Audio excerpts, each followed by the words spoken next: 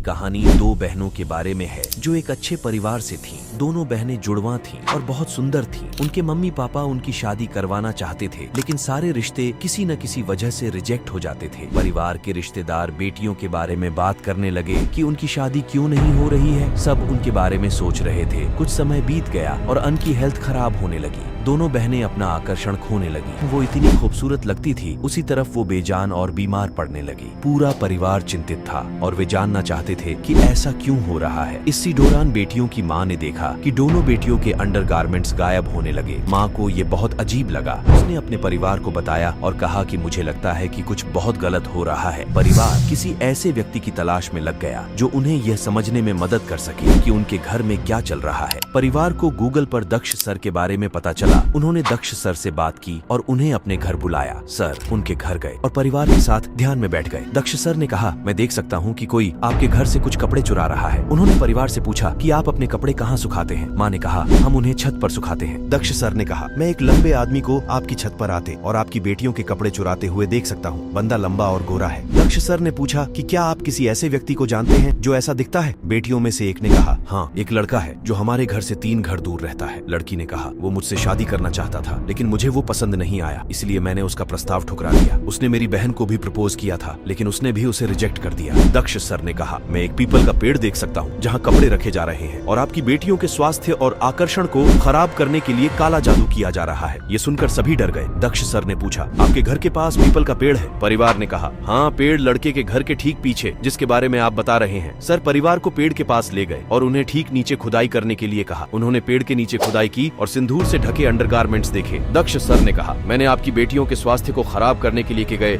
जादू को तोड़ दिया है। इस लड़के ने आपकी बेटियों पर काला जादू किया क्योंकि उन्होंने उसके शादी के प्रस्ताव को माना कर दिया था। वह बदला लेना चाहता था ताकि लड़कियों की शादी कहीं और भी न हो। दक्ष सर ने कहा, आप सभी शांत रह सकते हैं, अब सब ठीक है। बस भविष्य में सतर्क रहें और कभी भी किसी को अपने निजी सामान तक न पहुंचने दें। परिवार ने दक्ष सर को धन्यवाद दिया और लड़कियों के जीवन में चीजें बेहतर होने लगी। आज दोनों शादीशुदा हैं और अपने घरों में खुशी खुशी रह रहे हैं। ये अनुभव सच्ची घटनाओं पर आधारित है और हम अपने दर्शकों को सतर्क रखने की कोशिश करते हैं। धन्यवाद। ऐसी और कहानियां सुने और हमारे चैनल को सब्सक्राइब करें और बेल आइकन जरूर दबाएं।